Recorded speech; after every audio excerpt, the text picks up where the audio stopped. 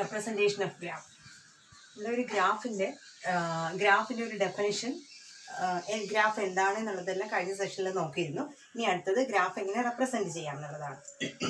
ഗ്രാഫിന് ഗ്രാഫിൻ്റെ representation എന്ന് പറയുമ്പോൾ logical representation.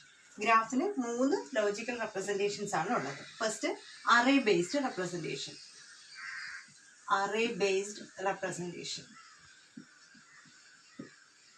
Second one, linked representation.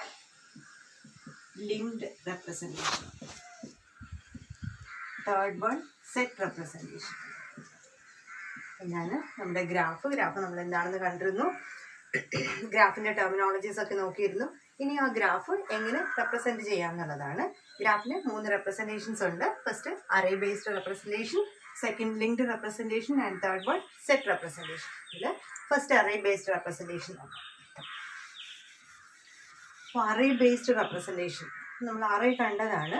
അപ്പോൾ അറേ നമുക്ക് എന്താണെന്ന് അറിയാം അല്ലേ? അറേ എങ്ങനെയാണ് മെമ്മറിയിൽ സ്റ്റോർ ചെയ്യുന്നത്? അറേ ഒരു 2D മാട്രിക്സ് വെച്ചിട്ടാണ് സ്റ്റോർ ചെയ്യുന്നത്. അറേ നോർമലി 2D മാട്രിക്സ് വെച്ചിട്ടാണ് സ്റ്റോർ ചെയ്യുന്നത്. അപ്പോൾ നമ്മുടെ അറേ ബേസ്ഡ് റെപ്രസെൻറ്റേഷനും ഒരു 2D മാട്രിക്സ് ആയിട്ടായിരിക്കും സ്റ്റോർ ചെയ്യുന്നത്. അപ്പോൾ ഇവിടെ 2D മാട്രിക്സ് എന്ന് പറയുന്നത് ഒരു അഡ്ജസൻസി, അറേയുടെ കേസിൽ വരുമ്പോൾ അഡ്ജസൻസി മാട്രിക്സ് യൂസ് ചെയ്തിട്ടാണ് ഗ്രാഫിനെ അറേ ആയിട്ട് നമ്മൾ മെമ്മറിയിൽ സ്റ്റോർ ചെയ്യുന്നത്. അപ്പോൾ എന്താണ് അഡ്ജസൻസി മാട്രിക്സ് എന്ന് നമുക്ക് നോക്കാം. അപ്പോൾ അതിന് മുന്നേ ഞാൻ ഒരു ഗ്രാഫ് വരയ്ക്കുകയാണ്.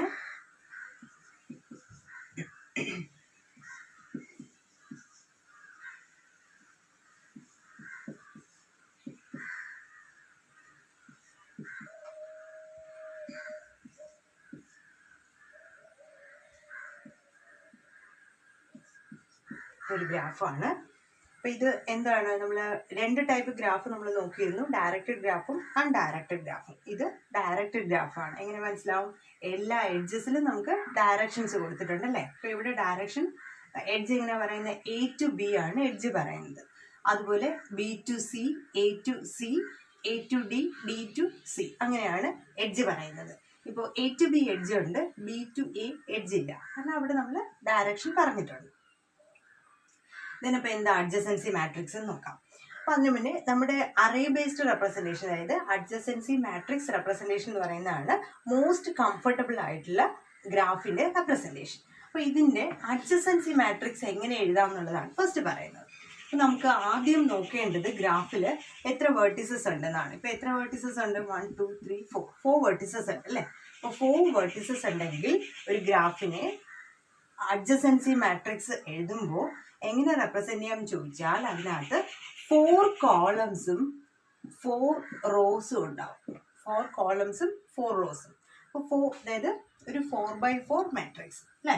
4x4 matrix.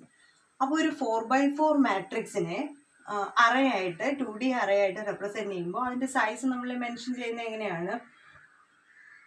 ഇപ്പോൾ അറേ നെയിം ഞാൻ ഗ്രാഫ് എന്നാണ് കൊടുക്കുന്നത്. അങ്ങനെയാണെങ്കിൽ ഗ്രാഫ് സൈസ് 4 അല്ലേ?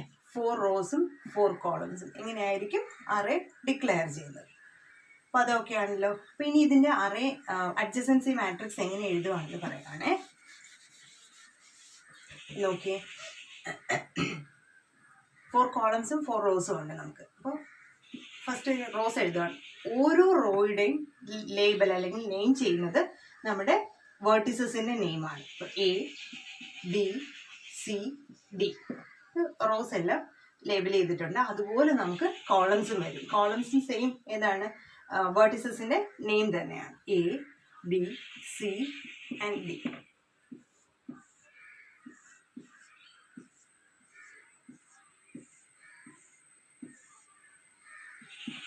ആണല്ലോ. ഇനി ഈ മാട്രിക്സിൽ അപ്പോൾ ഈ ഒരു മാട്രിക്സിൽ നമുക്ക് ഒരു റോയും കോളവും ഇൻ്റർസെക്റ്റ് ചെയ്യുന്ന ഒരു ഏരിയ, ഈ ഒരു ക്രോസ് സെക്ഷൻ, ഈ ഓരോ ക്രോസ് സെക്ഷനും നമ്മളൊരു വാല്യൂ സ്റ്റോർ ചെയ്യും. അത് 0 ആകാം അല്ലെങ്കിൽ 1 ആകാം. അതായത് ഒരു ബൂളിയൻ വാല്യൂ മാത്രമേ നമുക്ക് സ്റ്റോർ ചെയ്യാൻ പറ്റുള്ളൂ. ഓരോ ക്രോസ് സെക്ഷനിലും ഏത് 0 or 1 ആണ് നമ്മൾ സ്റ്റോർ ചെയ്യുന്നത്. അതെങ്ങനെയാണ്? ഈ ഫസ്റ്റ് ക്രോസ് സെക്ഷനിൽ 1 സ്റ്റോർ ചെയ്യണോ 0 സ്റ്റോർ ചെയ്യണോ അതെങ്ങനെ അറിയാം നോക്കാം. അപ്പോൾ അത് നമ്മുടെ ഗ്രാഫിൽ നിന്നാണ് നോക്കുന്നത്. ഫസ്റ്റ് നോക്കേണ്ടത് ഏത് പറയുന്ന ക്രോസ് സെക്ഷൻ അല്ലെങ്കിൽ ഈ ഒരു സെല്ലിനകത്ത് 1 സ്റ്റോർ ചെയ്യണം എന്നുണ്ടെങ്കിൽ A to A ഒരു എഡ്ജ് ഉണ്ടായിരിക്കണം. അപ്പൊ നമ്മളിവിടെ നോക്കിക്കേ, ഫസ്റ്റ് ഞാൻ എടുക്കുന്നത് ഈ ഒരു ക്രോസ് സെക്ഷൻ എടുക്കുന്നു. അതായത് റോ A കോളം B. അപ്പോൾ AB എന്ന് പറയുന്ന ഒരു സെല്ലിനകത്ത് ഞാൻ 0 എഴുതണോ 1 എഴുതണോ എന്ന് നോക്കാൻ പോവാണ്. അപ്പോൾ നോക്കിയത് ഗ്രാഫിൽ നോക്കിയേ, A to B നമുക്ക് ഇവിടെ ഒരു എഡ്ജ് ഉണ്ട് അല്ലേ. അപ്പോൾ A to B ഒരു എഡ്ജ് ഉണ്ട്. സോ നമ്മൾ ഏതാ എഴുതാൻ പോകുന്നത്? അപ്പോൾ എഡ്ജിന്റെ പ്രസൻസ് ആണ്. എഡ്ജിന്റെ പ്രസൻസിനെ 1 വെച്ചിട്ടാണ് റെപ്രസെന്റ് ചെയ്യുന്നത്. അപ്പോൾ നമ്മുടെ AB എന്ന് പറയുന്ന ക്രോസ് സെക്ഷനിൽ 1 എഴുതുന്നു. നെക്സ്റ്റ് ഈ ഒരു ക്രോസ് സെക്ഷൻ, അതായത് AC, ഈ ക്രോസ് സെക്ഷനിൽ എന്ത് എഴുതാൻ നോക്കാം. A to C ഒരു എഡ്ജ് ഉണ്ടോ എന്ന് നോക്കുക. A to C നമുക്ക് ഇവിടെ ഒരു എഡ്ജ് ഉണ്ട് അല്ലേ. അപ്പം അതുകൊണ്ട് അവിടെയും 1 എഴുതുന്നു.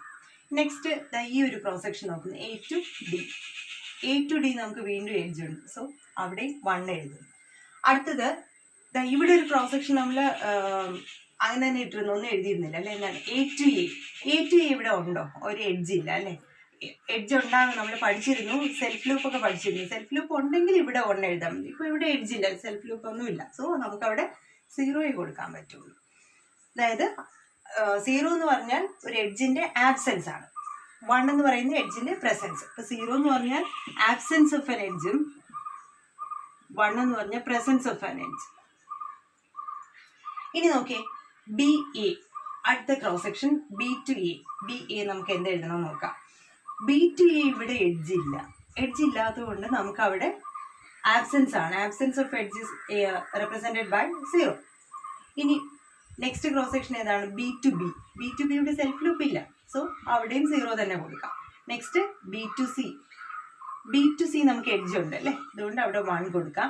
Next B to D edge ഇല്ല, അതുകൊണ്ട് 0 കൊടുക്കുന്നു. Next C to A edge ഉണ്ടോ? ഇല്ല. A to C ഉണ്ട്, പക്ഷെ C to A ഇല്ല, അതുകൊണ്ട് അവിടെ 0 കൊടുത്തു. നെക്സ്റ്റ് C to B ഇല്ല, തിരിച്ചേ ഉള്ളൂ, 0 കൊടുക്കുന്നു. ഇനി C to C എഡ്ജ് ഇല്ല, C to D എഡ്ജ് ഇല്ല. സിയിൽ നിന്നും ഒരു എഡ്ജും പുറത്തേക്ക് പോകുന്നില്ല, അതായത് ഔട്ട് ഡിഗ്രി സിയുടെ ഔട്ട് ഡിഗ്രി 0 ആണ്. നെക്സ്റ്റ് D to A നമ്മൾ നോക്കുകയാണ്. D to A എഡ്ജ് ഒന്നുമില്ല, അവിടെയും 0 കൊടുക്കുന്നു. D to B ഈ ക്രോസ് സെക്ഷൻ ഫിൽ ചെയ്യുന്നത് 0 വെച്ചിട്ടാണ്, കാരണം ഡിയിൽ നിന്ന് ബിയിലേക്ക് എഡ്ജ് ഇല്ല. നെക്സ്റ്റ് D to C നമുക്ക് ഇവിടെ എഡ്ജ് ഉണ്ട് അല്ലേ, അപ്പോൾ 1 കൊടുക്കും. അടുത്ത് D to A എഡ്ജ് ഉണ്ടോ നോക്കുന്നു, ഇല്ല, അപ്പോൾ അവിടെ 0 കൊടുക്കുന്നു. അപ്പോൾ ഇതാണ് ഗ്രാഫിന്റെ അഡ്ജസൻസി മാട്രിക്സ് എന്ന് പറയുന്നത്. അപ്പോൾ ഈ അഡ്ജസൻസി മാട്രിക്സിനെ നമുക്ക് എന്തായിട്ട് ഒരു 2D മാട്രിക്സ് ആയിട്ട് മെമ്മറിയിൽ സ്റ്റോർ ചെയ്യാൻ പറ്റും. അതെങ്ങനെയാണ് നമ്മൾ പഠിച്ചിട്ടുണ്ട്. അപ്പോൾ ഇതൊരു integer matrix 2D matrix create ചെയ്ത് കഴിഞ്ഞാൽ നമുക്ക് ഈ അഡ്ജസൻസി മാട്രിക്സിനെ മെമ്മറിയിൽ സ്റ്റോർ ചെയ്യാൻ പറ്റും. അപ്പോൾ ഇതിനകത്ത് നിന്ന് 1-2 കാര്യങ്ങൾ പറയാം. അതായത് നമ്മുടെ എന്ന് പറയുന്ന ഓരോ നോഡിൻ്റെയും സക്സസേഴ്സും പ്രെഡിസസേഴ്സും നമ്മൾ നോക്കിയതാണ്. അപ്പോൾ എയുടെ സക്സസേഴ്സ് എന്ന് പറയുന്നത് ഏതൊക്കെയാണ്? എയുടെ സക്സസ് ഏതൊക്കെയാണ്? എയിൽ നിന്ന് ഏതിലേക്കാണ് എഡ്ജ് പോകുന്നതെന്ന് നോക്കാം. B എയുടെ ഒരു സക്സസറാണ്. അടുത്ത് C ഒരു സക്സസറാണ്, D ഒരു സക്സസറാണ്. അപ്പോൾ എയുടെ സക്സസ് ഏതൊക്കെയാണ്? B C D. നോക്കി, ഇവിടെ A എന്ന് പറയുന്ന റോ എടുക്കുക. അതിൽ ഏതൊക്കെ സെല്ലിലാണ് 1 വരുന്നത് നോക്കുക. ഏതൊക്കെ സെല്ലിലാണ്? ബിയിൽ ഒരു 1 ഉണ്ട്, സിയിൽ 1 ഉണ്ട്, ഡിയിൽ 1 ഉണ്ട്. നോക്കി, B C D. അപ്പോൾ സക്സസേഴ്സ് നമുക്ക് എവിടെ നോക്കിയാൽ കിട്ടും? ഓരോ നോഡിൻ്റെയും റോ എന്ന് പറയുന്നത് അതിൻ്റെ സക്സസേഴ്സ് വാല്യൂ നമുക്ക് അറിയാൻ പറ്റും. റോ നോക്കിക്കഴിഞ്ഞാൽ 1 പ്രസന്റ് ആണെങ്കിൽ അത് ആ നോഡിൻ്റെ സക്സസേഴ്സ് ആയിരിക്കും. അതുപോലെ ബിയുടെ സക്സസ് ഏതൊക്കെയാണെന്ന് നോക്കാം. നമുക്ക് മാട്രിക്സ് ഗ്രാഫിൽ നോക്കുന്നതിന് പകരം മാട്രിക്സിലോട്ട് നോക്കി. ബിയുടെ സക്സസ് എന്ന് പറയുന്നത് ഇവിടെ 0 ആണ്, അപ്പോൾ A സക്സസർ അല്ല എന്നാണ് മാട്രിക്സ് പറയുന്നത്. ബിയും സക്സസർ അല്ല, C സക്സസർ ആണെന്ന് മാട്രിക്സ് പറയുന്നു, D സക്സസർ അല്ല. അപ്പോൾ ഏതാണ് സക്സസർ എന്ന് പറയുന്നത്?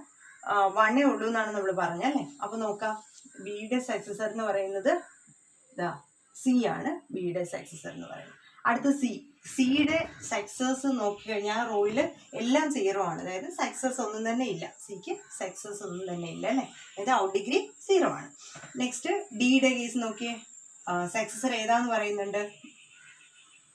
സി ആണ് ഡിയുടെ സക്സസർ എന്ന് പറയുന്നത് അല്ലേ. ഡിയുടെ സക്സസർ എന്ന് പറഞ്ഞാൽ സി എന്നല്ലേ.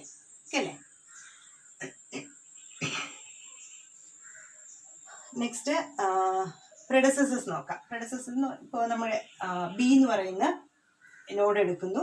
ബി എന്ന് പറയുന്ന നോഡിന്റെ പ്രെഡസസർ എന്ന് പറയുന്ന ഏതാണ്?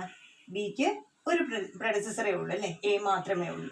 അപ്പോൾ നോക്കിയേ, പ്രെഡസസർ നോക്കാൻ വേണ്ടി നമ്മൾ കോളമാണ് നോക്കേണ്ടത്. ബി എന്ന് പറയുന്ന കോളം നോക്കിയാൽ നമുക്കറിയാം എവിടെയാണ് 1 ഉള്ളത്, എയിലാണുള്ളത്. അപ്പോൾ ബിയുടെ പ്രെഡസസർ എന്ന് പറയുന്നത് എ മാത്രമേ ഉള്ളൂ. ഇനി അടുത്ത് സിയുടെ പ്രെഡസസേഴ്സ് നോക്കിയേ, ഏതൊക്കെയുണ്ട്? സിയുടെ ഇൻ ഓർഡർ നോക്കിക്കഴിഞ്ഞാൽ അറിയാം. സിയുടെ പ്രെഡസസേഴ്സ് ആരൊക്കെയാണ്? ബി ഉണ്ട്, എ ഉണ്ട്, ഡി ഉണ്ട് അല്ലേ. അപ്പോൾ സിയുടെ നോക്കി എ ഉണ്ട്, ബി ഉണ്ട്, ഡി ഉണ്ട്. ഓക്കെ അല്ലേ.